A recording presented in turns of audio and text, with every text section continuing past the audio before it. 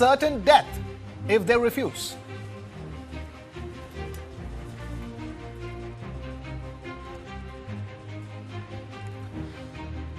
Britain's Prime Minister Keir Starmer confirms that London has accepted a US request to use British bases for defensive strikes on Iranian missile sites and launchers. The UAE, Bahrain, Jordan, Qatar, Kuwait and Saudi Arabia issue a joint statement condemning Iran's attacks on civilians, signaling unified regional backing for the US.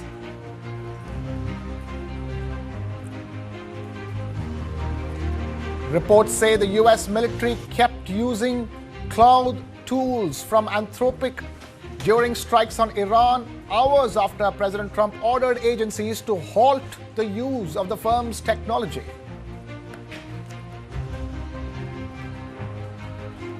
Crude oil prices surged 10% with the Brent crude nearing $80 a barrel as analysts warned that prices could spike towards $100 a barrel if the disruptions in West Asia hit the Strait of Hormuz, through which 20% of the world's oil supply passes. India's Prime Minister Narendra Modi chairs a high-level security meeting assessing the impact of West Asia tensions on India's energy supplies and citizens abroad.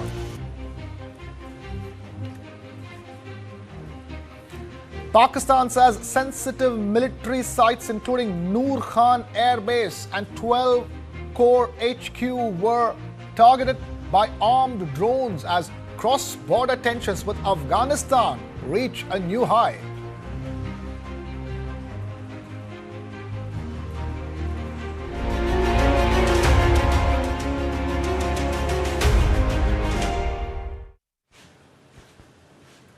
Tensions in West Asia have put the entire world on alert as markets await with bated breath the consequences of this war in Iran. Now, the video that's going to come up on your screen shows a missile falling on a residential area, with a man capturing the visuals narrowly escaping death. This video on your screens now shows a cameraman nearly losing his life as a missile explodes nearby.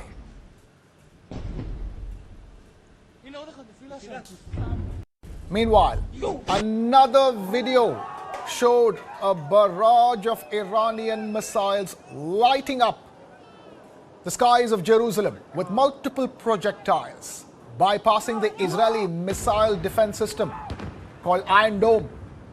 One of them can be seen hitting a residential area. Meanwhile,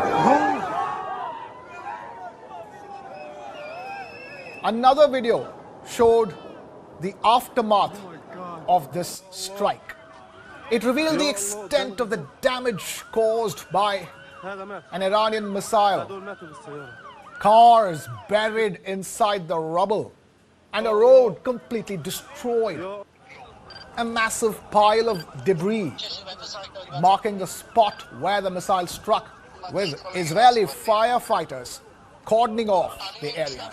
These visuals on the screens, ladies and gentlemen, tell you the latest as far as the Iranian retaliation to the joint strikes by the US and Israel is concerned, even as the conflict threatens to engulf the entire West Asia region and the world as a whole.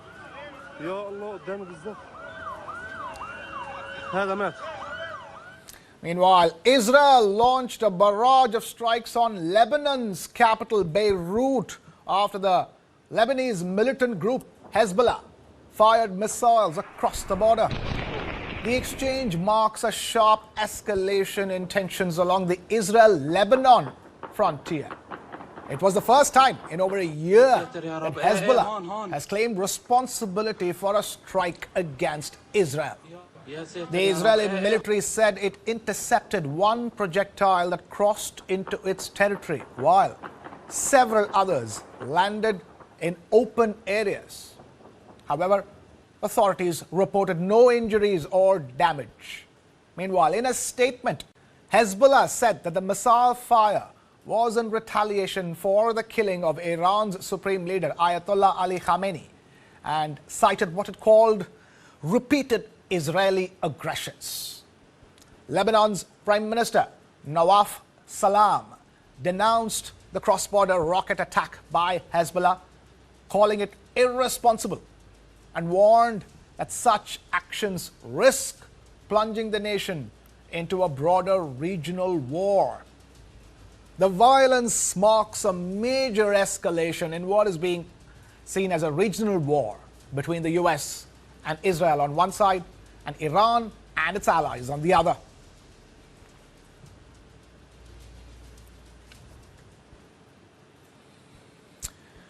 Now, 3 US troops have been killed and 5 others seriously wounded in an Iranian retaliatory strike, and that's according to the United States Central Command. The casualties were reported as part of what the US has described as Operation Epic Fury. Several additional service members sustained minor shrapnel injuries and concussions. While the exact location of the facilities has not been officially disclosed, Iranian missiles have reportedly targeted multiple American bases in the region, including facilities in Bahrain and Iraq. The escalation follows US President Donald Trump announcing the start of what he called major combat operations against Iran, marking one of the most direct confrontations between the two nations in years. Iran responded with missile and drone barrages aimed at US military installations across the Persian Gulf, as well as strikes towards Israeli territory. And among the bases reportedly targeted are the Al Udeid Air Base in Qatar, the Ali Al Salem Air Base in Kuwait, the Al Dhafra Air Base in the UAE, and the US Naval Base in Bahrain.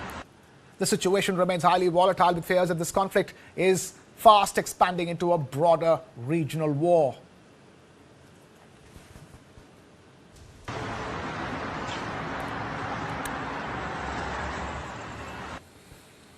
Now, US President Donald Trump says combat operations in Iran will continue until Washington achieves its goals. And that's according to a video he posted on a social media platform, Truth Social.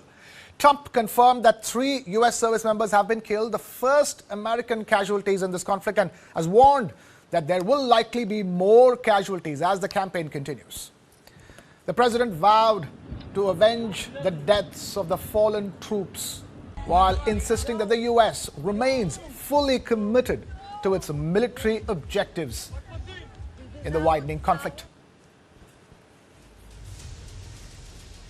Over the past 36 hours, the United States and its partners have launched Operation Epic Fury, one of the largest, most complex, most overwhelming military offensives the world has ever seen. Nobody's seen anything like it. We have hit hundreds of targets in Iran, including Revolutionary Guard facilities, Iranian air defense systems. Just now, it was announced that we knocked out 9 ships plus their naval building, all in a matter of literally minutes. Iran's formerly supreme leader, Ayatollah Khamenei, is dead.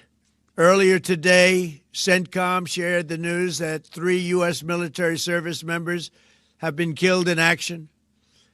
As one nation, we grieve for the true American patriots who have made the ultimate sacrifice for our nation, even as we continue the righteous mission for which they gave their lives. We pray for the full recovery of the wounded and send our immense love and eternal gratitude to the families of the fallen. And sadly, there will likely be more. Before it ends, that's the way it is. Likely be more, but we'll do everything possible where that won't be the case. But America will avenge their deaths and deliver the most punishing blow to the terrorists who have waged war against basically civilization. They have waged war against civilization itself. Our resolve, and likewise that of Israel, has never been stronger. America is now, again, the richest, most powerful nation in the world by far.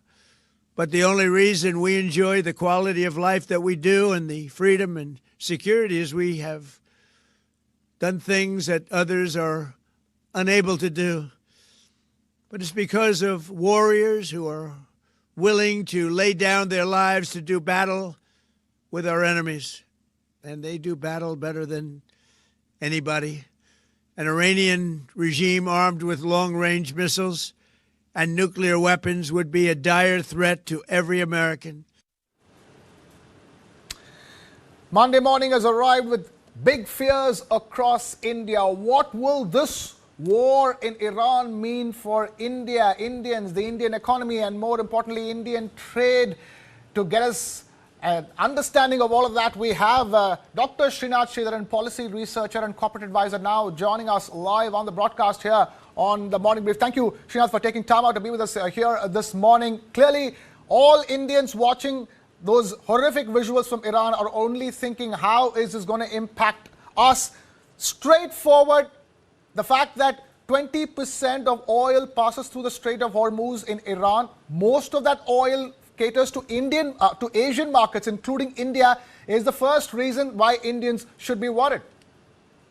Morning, Krishna. I mean, yes, it is indeed. The last 36 hours have been on tenterhook, so to speak. While it sounds fascinating, the drama that's unveiled on the TV, but it's really scary to hear about the peace-loving zones that we never thought would ever go into a war. Let's say the UAE are being attacked as probably like the equation, friend of my enemy is my enemy as well.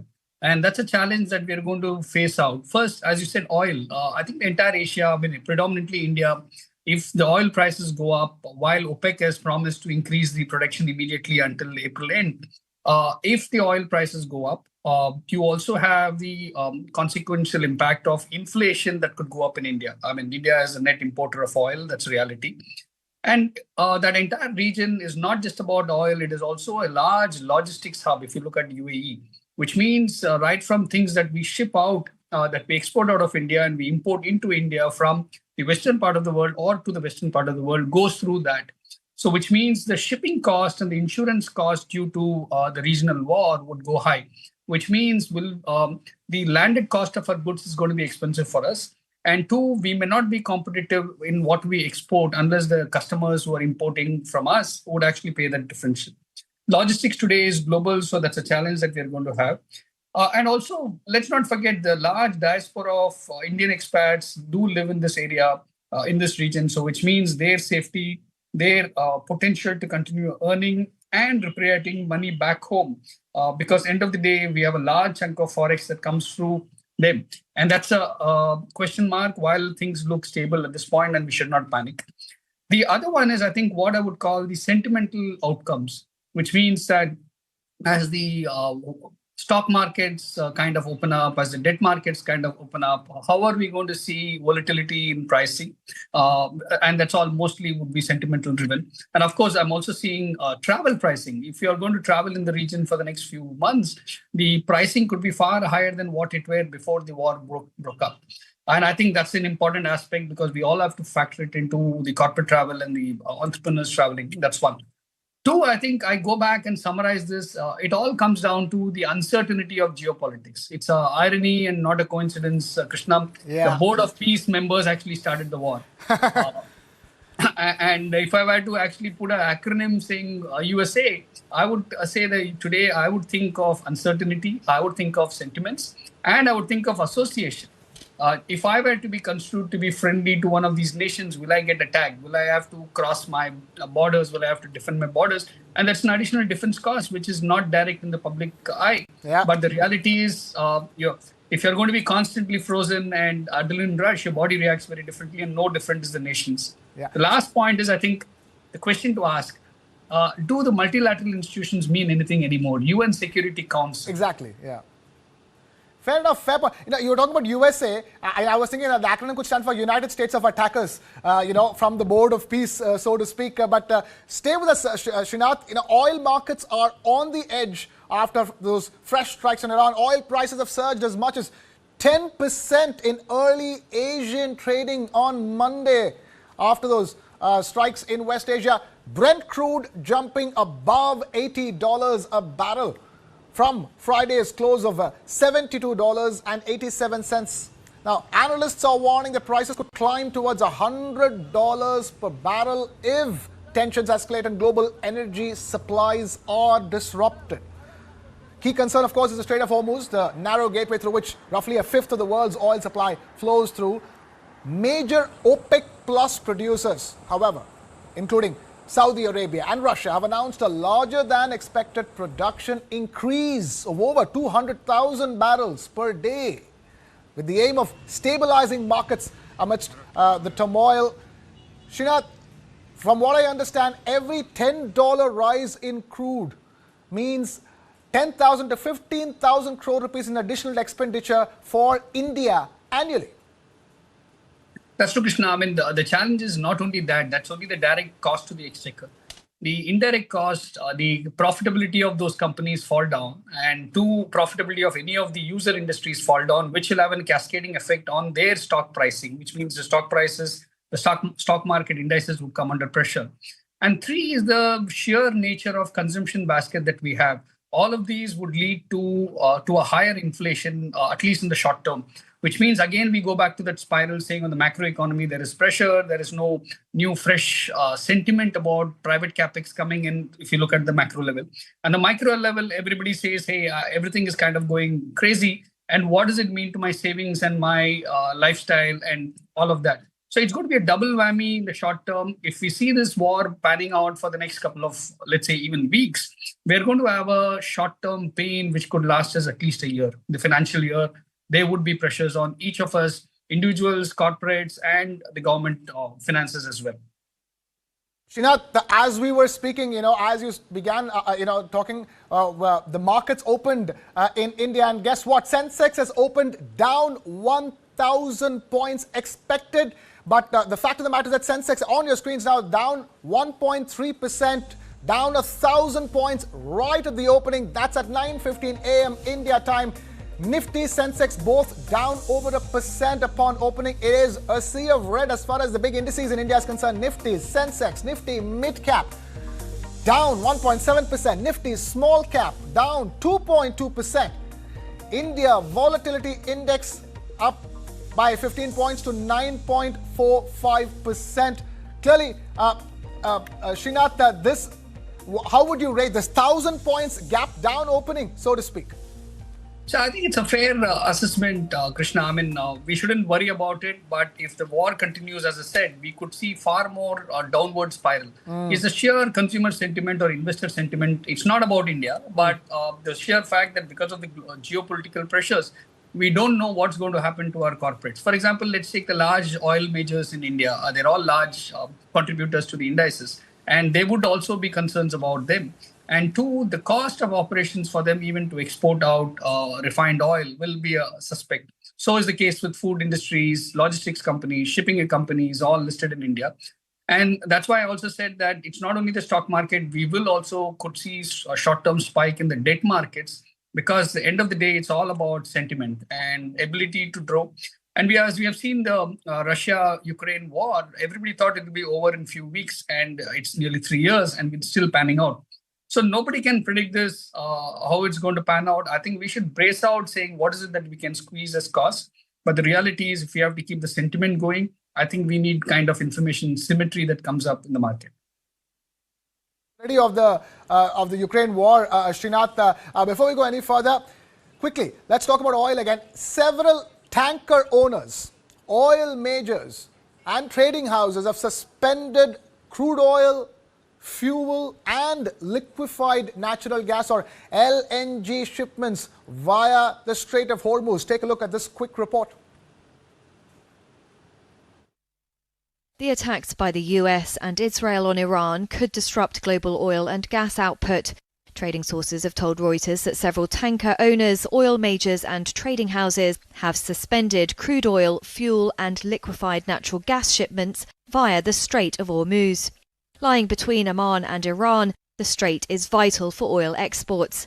About a fifth of the world's total oil consumption passes through it, including shipments from producers Saudi Arabia, the United Arab Emirates, Iraq, Kuwait and Iran. According to an EU naval official, multiple vessels in the area have received VHF transmission from Iran's Revolutionary Guards that no ship is allowed to pass through the strait. The British Navy said Iran's orders were not legally binding and advised vessels to transit with caution. In a note to clients, one shipbroker said vessel traffic through the Strait of Hormuz has not completely stopped, but disruptions are building rapidly. German container shipping group Hapag-Lloyd said it was suspending all vessel transit through the strait, while Denmark's Maersk said it was coordinating with security partners on all operations in the Red Sea and the Gulf of Aden. However, it said cargo acceptance in the Middle East remained open. Srinath, it is not just the tanker owners and oil majors who are suspending. It's not just the flow of oil that's going to be disrupted because of these tensions. It's the supply of trade on ships. For example, all of India's exports, fruits and other things to West Asia that we do, export to, all of that will be affected because it is, one is India facing a big fuel bill because of all the rising tensions, and the other is that India's own export capabilities being disrupted because of this war. So that's true, Krishna. I mean, the logistics cost, as I said, both for importers and exporters is going to increase because it's not only the cost of pricing the fuel of the shipment, but also the insurance cost just shoots up. I mean, let's say if somebody were to have a ship, they're going to say my insurance cost has gone up by 200%. I'm loading it onto you, assuming that they even are ready to operate that ship. So it will go high and it will hurt our importers as well as exporters in the short term. Because ultimately, if we still have to be competitive by exporting from here, all our margins could get under pressure, especially if the companies under fixed price contract. Of course, this could be argued as a force majeure in legal agreement, but the reality is it will have lots of pressure on all of our companies, exporters or importers. And the reality is, Krishna, I mean that the Strait of Hormuz is just a 32 kilometers narrow stretch. So whatever the governments can give advisory to the ship owners and the fleet saying that it's all fine, go ahead, unless that promise of security is assured. You just need one small vehicle sunk and the sentiment would become far more negative and nobody would want to operate even there. Today, I think it's a war zone, uncertain, and I don't think anybody would want to be very brave or rather demonstrate bravado just to get some business going. Right, fair enough. We'll leave it at that. Srinath Sridharan, thank you so much for taking time out and putting this big war into perspective for us here on Morning Brief at 9. We take a very short breather. We'll be back with the latest market check on the other side. Don't go anywhere. Keep it with News 9.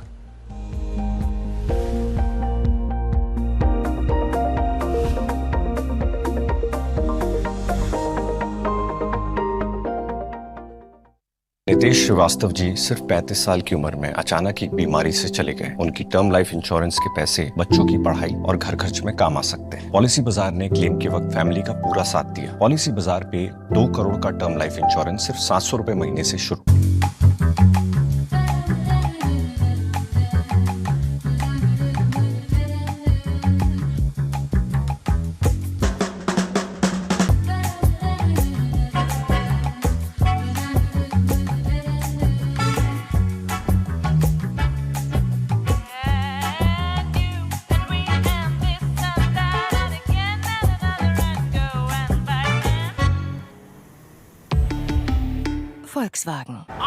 रश्मि, ये madam बड़े शहर से छोटे शहर बसने जा रही है। बताओ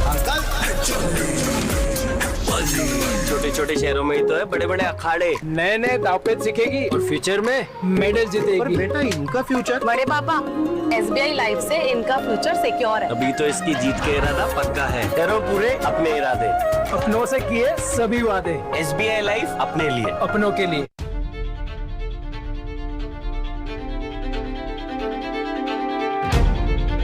Confirmed. Iran's Supreme Leader Ayatollah Ali Khamenei has been eliminated. But it was just not about Khamenei. It was also about the entire regime which the Americans wanted to take out. Are the Iranians going to carry out their pledges, and are they going to continue with their attack? Though Trump had said that the waves of attack would continue, but a new signal has come that there might be a small pause. IRGC is likely to adopt lesser radical and more pragmatic approach to basically buy time so that the regime can survive. There is much more than what is visible or to the naked eye. Khamenei was killed because uranium enrichment and the Iranian desire to make a bomb. That expertise is there. People know how to enrich it. There are infrastructure which can again be rebuilt. Iran today is headless. There is transition, but conclusion is far away.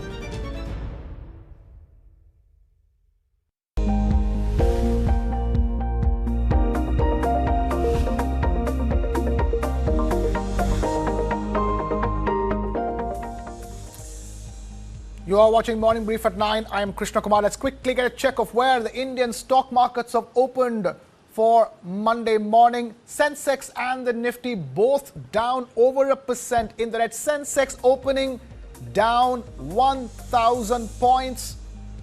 The Nifty mid cap down over 1%. Nifty small cap down over 1.5%. India's volatility index shooting through the roof. It's up over 16%, nearly 16.5%. We have Kranti Batini, equity strategist at Wealth Mill Securities, now joining us live on the broadcast to break it all down. Kranti, I want to say good to have you with us this morning, but this is a morning that's a worrisome morning, fearsome morning for investors in India and across the world. Let's focus on investors in India. I'm sure all the visuals and the news coming through the weekend, they would have been bracing for this fall. But would you say that, for all the fears, this fall is kind of modest, or would you think that this is just the beginning and there's lots more to go? Interesting question. But we need to closely watch how things are going to evolve over a period of time, Krishna. How the Middle East crisis are going to erupt in the next coming days, that is crucial. And the joker in the pack at this point of time is crude oil. If the crude is going out of the way, definitely there is a worrisome, and markets are expected to be in a pressure point in the coming days. But if we can see the crude softening in the coming weeks, then the impact will be nominal, and definitely this can be a good buying opportunity for the investors who are looking for the long-term returns. If the investors have 2-3 years horizon, definitely things will settle down. We witnessed different wars in the past 5 years. When the Ukraine and Russian war erupted, it's been 5 years. Initial phase of the war, there was a tension, there was a panic in the market, but market could able to recover and market could able to climb through those wall of worries. If this time is different, definitely no, because the Middle East is in a complete chaos at this point of time. The supply chains are going to get disrupted. So these are the issues are definitely going to impact. We have a strong bilateral trade with Middle East. UAE is our strong trade partner. So there is a standoff at this point of time. Dubai airports is closed, and UAE is perceived as one of the safest place in the world. Now the citizens are tensed there. The kind of things are taken place in the past 48 hours, and we have a long list of NRIs who have been investing in Indian markets from the Middle East is concerned. So definitely there is a worrying factor, but we need to closely watch how things are going to evolve in the next coming days and weeks is extremely crucial. Whether it is a prolonged war, or the things are going to get sorted out in the next coming days. Market is closely observing at this point of time, but we could be able to hold on to the range of 24,874. That was the previous support level where market could be able to take this support when the budget was announced. From there onwards, we witnessed some kind of a bounce back. This is the early reaction to the market and what's happening in the Middle East. but we need to see how the day is going to progress in the coming hours. That is extremely crucial. We'd see some kind of a buying interest or some kind of a bottom fishing that's going to come or not, we need to see. But there is no need of panic. Just wait and just observe the things in the coming hours. That's the word I'm looking for, Kranti, because that the fears are that there will be panic in the Indian markets. But clearly, Sensex being down over 1% and opening and 1,000 points clearly doesn't show there's too much panic. There's clearly negative sentiment. And at this stage, everybody is thinking of the worst. Will this market fall be on par with the likes that we saw in 2008 or during COVID in 2020? And more importantly, how long will this conflict last and keep battering the markets? Because I'm asking this as a fellow investor. I've seen my portfolio take a hit badly in the last 2 to 3 weeks with fears of the war itself bringing down the Sensex and stuff. So tell us from an investor perspective, what they be looking out for, at least in terms of the support levels you're talking about, and how they should plan their investments, their exposures at this stage. Krishna, one thing is one need to differentiate the long-term investing strategy and any kind of a short-term investing strategy. Definitely, you are correct. There is a lot of panic. There is a lot of ambiguity among the investors, and last 48 hours, investors have been in a panic mode. What's going to happen on Monday morning? But relatively to the panic, the fall is restricted at this point of time. We need to see how the day is going to progress. But pre-opening, there was a much more fall in the Nifty itself. Nifty was down around in the pre-opening around 400 points around, but we could able to see some kind of a gradual recovery in the Nifty also. And it is not only India. It is look at Hang Seng. It lost around 500 points in the opening. So it is a global crisis at this point of time, but it is by and large, it's not a financial crisis, unlike 2008 and all. So and markets have been going through these kind of phases of war. Market have witnessed Israel and Gaza Strip war, and in the meantime, we witnessed some kind of tensions between Israel and Iran. It's not something new, but whereas the war zone has spreaded to right now to the entire Middle East, that's where the markets are concerned at this point of time. Earlier, the war zone is just limited to the airspaces of Israel and Iran. That part is very small and that limited zone. Now the war zone is spreaded to the entire Middle East. That's where the investors are concerned at this point of time. But it is the mood of the market is in a negative territory in the medium to short term. But look at the long-term growth story of India. We have a strong domestic macros at this point of time. Last week, the GDP data is quite strong. The GST collection has been robust at this point of time. So the domestic macros are quite good. Fair enough. Fair enough, Kranti. The reason why I'm interrupting you right now is that, as we speak, Sensex is down 700 points. There is already a recovery. You're seeing in Nifty and Sensex were down 1.3%, 1.5%. Now they're down 1%. Already there seems to be some recovery in the markets. And, analysts say the way Asian markets reacted, which opened earlier than the Indian markets, they were also seeing only modest losses. You see Hang Seng, Nikkei, Kospi, TAIEX, all of them down just about 1.5%, not the kind of rout that one would have expected. So that sort of portends, tells us that the markets will not be reacting in an extreme, global markets, and consequently Indian markets will not be looking at an extreme reactions. A lot of what is happening right now has already been possibly factored in. One thing is markedly closely observing the movement of crude oil.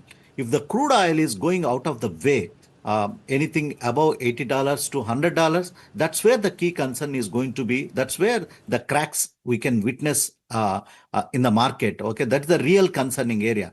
As long as the crude is below in the range of $80 per barrel, nothing to worry at this point of time. Just observe the crude and also the FPI behavior. In the month of Feb, FPI turns to be the net buyers. They bought around a tune of around 22,000 crores. How the behavior of the FPI is extremely crucial going ahead. If the FPI buying turns positive in the month of March, then we can see a fast recovery in the market going ahead. But crude is the crucial thing to observe at this point of time. The crucial thing to observe here at this point, Kranti, we just, as you were talking, we're looking at the worst crashes that shook the Sensex. There you have 2008 global financial crisis, Sensex down 61.5%. 2015 China panic, 5.94, nearly 6%, over 6% on demonetization. And then, during COVID, it was over 13%. And after the elections of 2024, it was down over 11.5, nearly 12%. Clearly, we're nowhere close to that as of now. So investors can breathe a sigh of relief at this stage, isn't it? Quickly. Krishna, just to add one point to you. Yeah. Whoever invested in the optimum level of pessimism on Indian markets, they tend to get benefited over a period of time.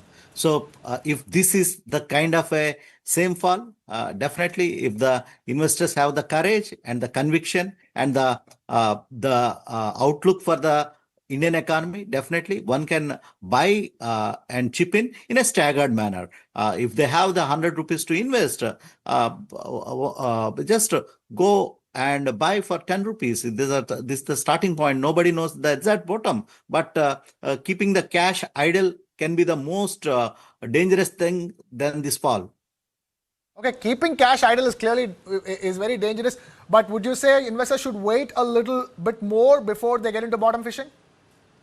One thing is nobody knows the exact the bottom for these kind of falls. And also how the things are going to evaluate, how much time this war is going to take place is also completely uncertain. So if there is a consultation or getting into discussion mode, and if suddenly if there is a ceasefire is announced, or if things are getting sorted out within a couple of days time, then we can see an immediate bump up in the markets immediately. You can see a spike in the markets. So and if this is a prolonged kind of a war, that also nobody is not sure. So when these kind of uncertainty is there, if the investors are a long-term investors, definitely in a staggered manner, they can chip in to buy those stocks. Okay.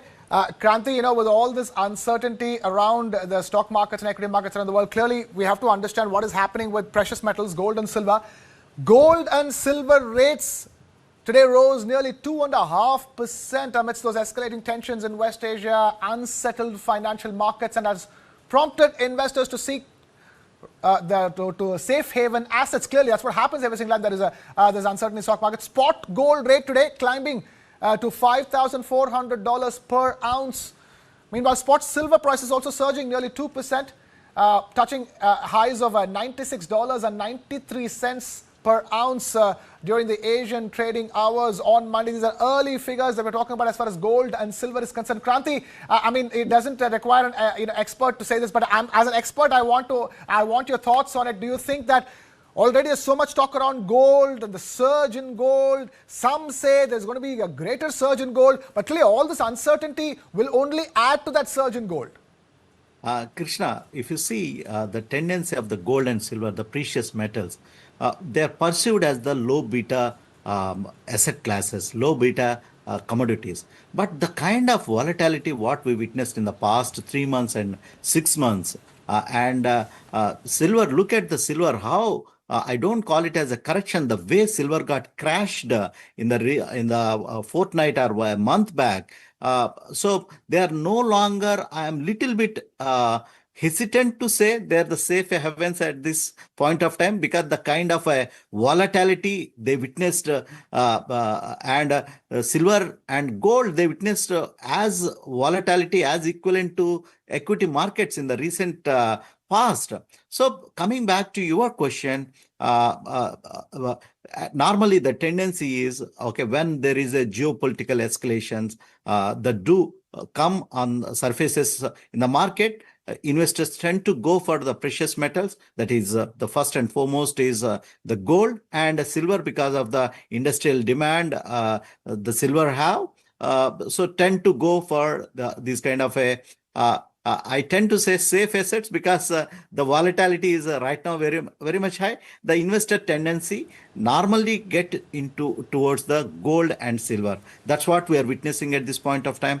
As long as this uncertainty and geopolitical issues persist, and also the central bank buying that keeps on goes up, we can see the prices of gold to be in form. But silver, there is a lot of speculation getting into the silver. Look at today morning, all the ETFs of silver, they are up around 6 to 7% on an average.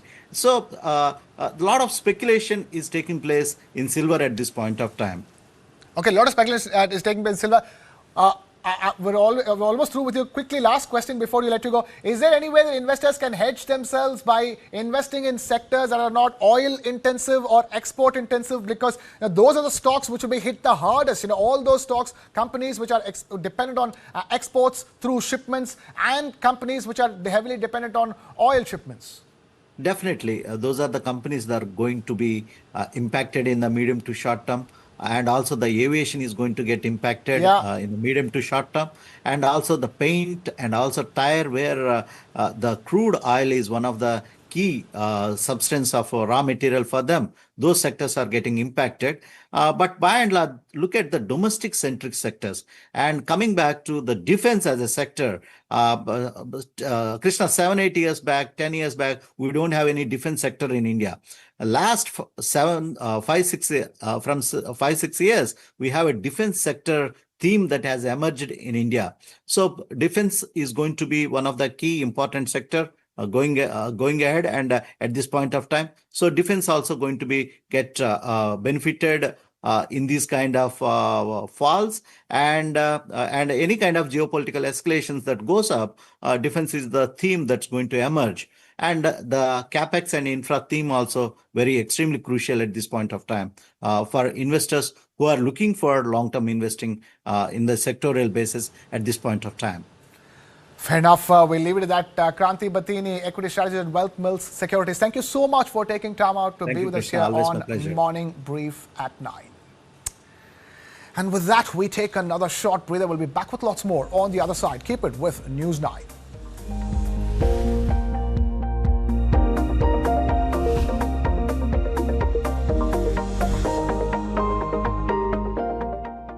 इन्होंने health insurance नहीं लिया और hospitals के लाखों के bill चुकाने में अपनी सारी सेविंग्स गवा दी।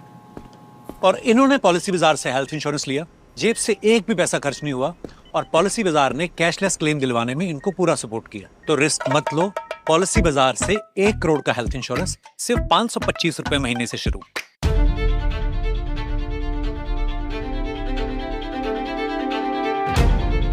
It's confirmed. Iran's Supreme Leader Ayatollah Ali Khamenei has been eliminated. But it was just not about Khamenei. It was also about the entire regime which the Americans wanted to take out. Are the Iranians going to carry out their pledges, and are they going to continue with their attack? Though Trump had said that the waves of attack would continue, but a new signal has come that there might be a small pause. IRGC is likely to adopt lesser radical and more pragmatic approach to basically buy time so that the regime can survive. There is much more than what is visible or to the naked eye. Khamenei was killed because uranium enrichment and the Iranian desire to make a bomb. That expertise is there. People know how to enrich it. There are infrastructure which can again be rebuilt. Iran today is headless. There is transition, but conclusion is far away.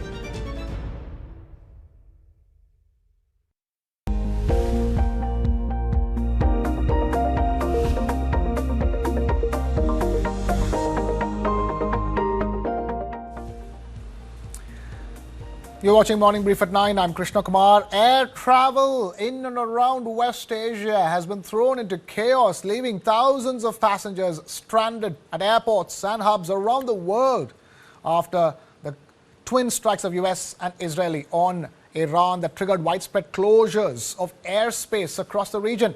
Major aviation hubs, including Dubai, Abu Dhabi and Doha, which normally handle tens of thousands of passengers every single day, were completely shut down or heavily restricted as countries closed their skies in response to the escalating conflict. Flight trackers report thousands of cancellations and delays, with airlines forced to reroute or suspend services altogether, leaving travelers stuck in transit, not just in West Asia, but across the world. We're trying to get some information on our flight that's tomorrow night. We don't have any information. No one's telling us anything. We cannot get into contact with anyone. We're trying to go home. That's the only thing that we want. We're trying to avoid any conflicts, but we're really worried because we don't have anything to know right now. Ja, ich habe Flug für Dubai. I have a flight to Dubai and it was basically cancelled now. On the way here, everything actually looked all set for me to be able to fly, but it's been suspended until noon tomorrow. I'm going there for work, so it's going to be a bit complicated. Also wird noch eine kompliziertere Sache. Meanwhile, it's important to remember that a large number of Indians are currently living in countries affected by this conflict. Now, according to estimates, more than 80 lakh Indians are present across the region. The largest Indian community is in the United Arab Emirates, or UAE, where about 35.5 lakh Indians live. The next biggest population of Indians is in Saudi Arabia, with around 25 lakh Indians. Kuwait has about 10 lakh Indian residents, while nearly 8.5 lakh Indians live in Qatar. In Bahrain, the Indian community is estimated at 3.5 lakh people. Smaller but significant Indian populations also live in countries closer to the conflict. Around 20,000 Indians are in Israel, about 17,000 in Jordan, and roughly 10,000 Indians in Iran. Overall, these numbers show that millions of Indians live and work across the Middle East, making the safety of the Indian diaspora a major concern during this ongoing crisis. In Iran, around 3,000 Indian students are currently stuck, including nearly 2,000 students from Jammu and Kashmir. Student groups say that about 1,100 to 1,200 students are still in conflict zones and have appealed to the Indian government to launch an evacuation operation. Several Indian students in Iran say that they are hearing frequent airstrikes and explosions, while internet services have also been disrupted. Many universities and hospitals have been closed temporarily. Meanwhile, Indians in Gulf countries are also facing problems due to airport shutdowns and flight cancellations.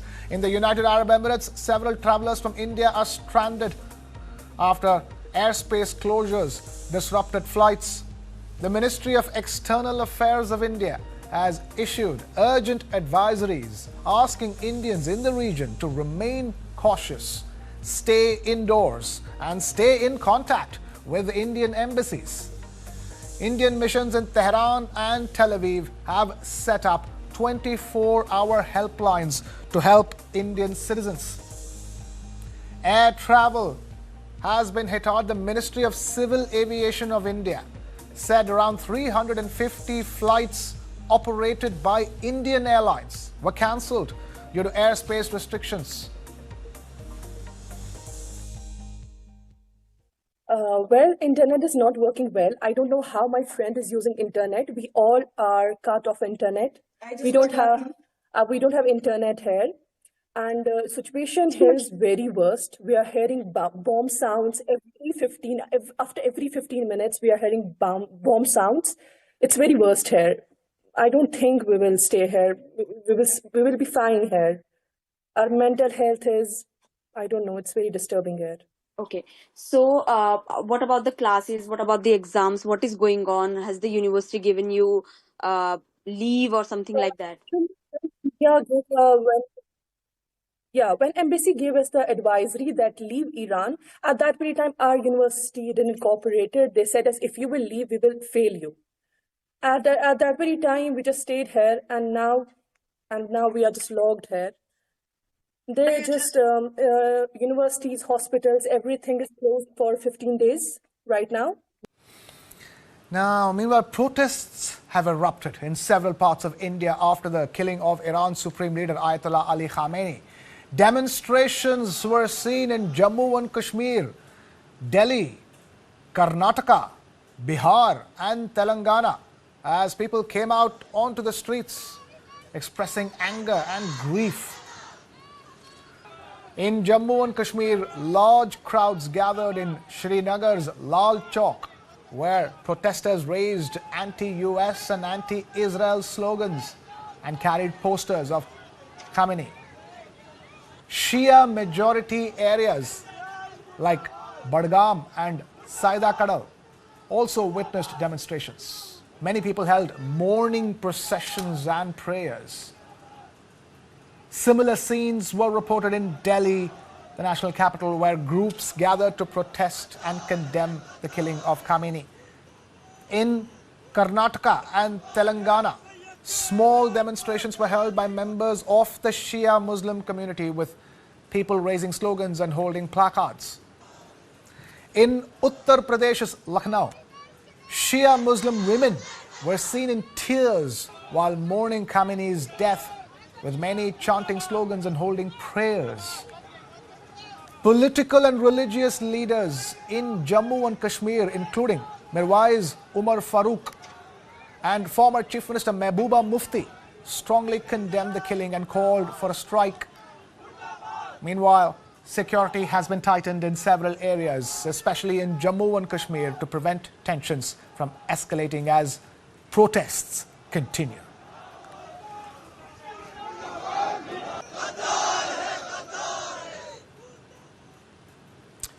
Now, Prime Minister Narendra Modi chaired a meeting of the Cabinet Committee on Security, or CCS, in Delhi on Sunday amidst growing geopolitical tensions in West Asia.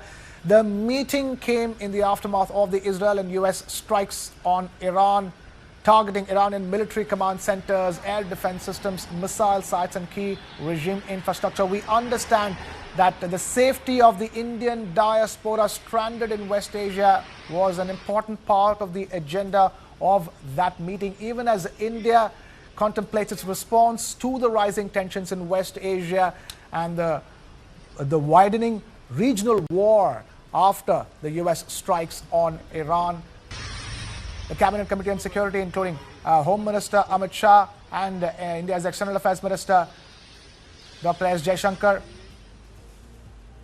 India's Defense Minister and India's Finance Minister, all of them in a very important meeting to decide India's approach to the growing tensions in West Asia and also India's strategy as a response to it, even as India mulls how to get back all the stranded Indian citizens, be it in conflict-ridden regions in West Asia or in airports, safely back home.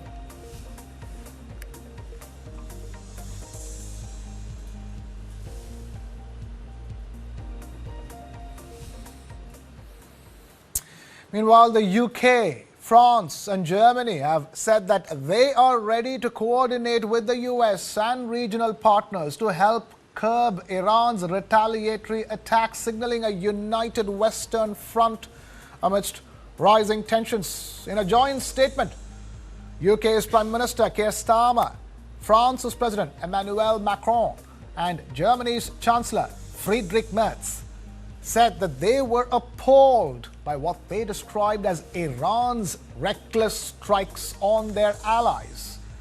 The leaders warned that the attacks are putting their service members and citizens in the region at risk. The three governments said that they are prepared to take steps to defend their interests and those of their allies, including potentially enabling necessary and proportionate defensive action aimed at destroying Iran's capability to launch missiles and drones at their source. Now, they added that they've agreed to work closely with the US and partners in the region for a coordinated response. I spoke to you about the situation in the Gulf and explained that the United Kingdom was not involved in the strikes on Iran. That remains the case. Over the last 2 days, Iran has launched sustained attacks across the region at countries who did not attack them. They've hit airports and hotels where British citizens are staying. This is clearly a dangerous situation. Our decision that the UK would not be involved with the strikes on Iran was deliberate. And with that, it's a wrap here in this edition of Morning Brief at 9. Thank you so much for watching. This is Krishna Kumar signing off.